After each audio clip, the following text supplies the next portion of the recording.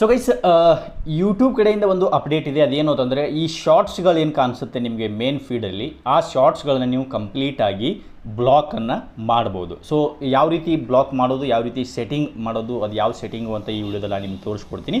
So ವಿಡಿಯೋನ ಎಂಡ್ವರೆಗೂ ನೋಡ್ತಾ ಇರಿ, ರೈಟ್. ಸೊ ಒಂದು ವೇಳೆ ನೀವು ಜಸ್ಟ್ ಇವಾಗ ಯೂಟ್ಯೂಬ್ ಓಪನ್ ಮಾಡಿದ್ರೆ ನಿಮ್ಗೆ ಏನಾಗುತ್ತೆ ಅಂದರೆ, ಈ ರೀತಿ ನೀವು ಶಾರ್ಟ್ಸ್ಗಳು ಆಟೋಮೆಟಿಕ್ಕಾಗಿ ಶೋ ಆಗೋಕ್ಕೆ ಮೇನ್ ಫೀಡಲ್ಲಿ ಸ್ಟಾರ್ಟ್ ಆಗಿಬಿಡುತ್ತೆ.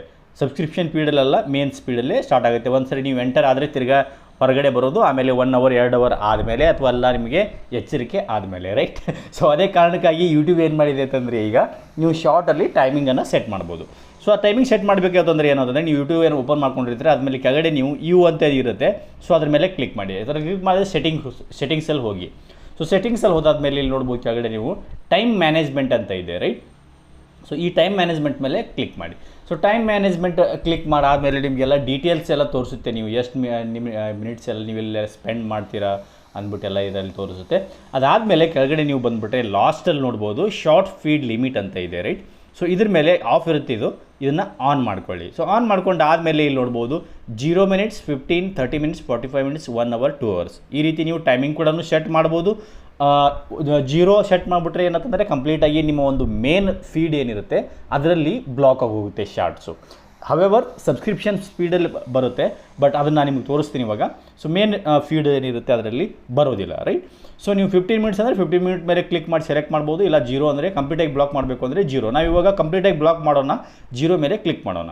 ಸೊ 0 ಮೇಲೆ ಕ್ಲಿಕ್ ಮಾಡೋಣ, ಆನ್ ಆಗೋಯ್ತು ನೋಡ್ಬೋದು, ಇಲ್ಲಿ ಆನ್ ಆಯಿತು. ಸೊ ತಿರ್ಗಾ ನಾವು ಬ್ಯಾಕ್ ಹೋಗೋಣ, ರೈಟ್. ಸೊ ಬ್ಯಾಕ್ ಹೋಗಿ ಯೂಟ್ಯೂಬ್ ಮೇಲೆ ಹೋಮಲ್ಲಿ ಬರೋಣ. ಇವಾಗ ನೋಡ್ಬೋದು ಇನ್ನೂ ಶಾರ್ಟ್ಸು ಇದರಲ್ಲಿ ಕಾಣಿಸ್ತಾ ಇದೆ. ಸೊ ನೀವು ಇವಾಗ ರೀಫ್ರೆಶ್ ಮಾಡೋಣ ಯೂಟ್ಯೂಬ್ನ. ನಾವೇನು ಮಾಡೋಣ, ರೀಫ್ರೆಶ್ ಮಾಡೋಣ.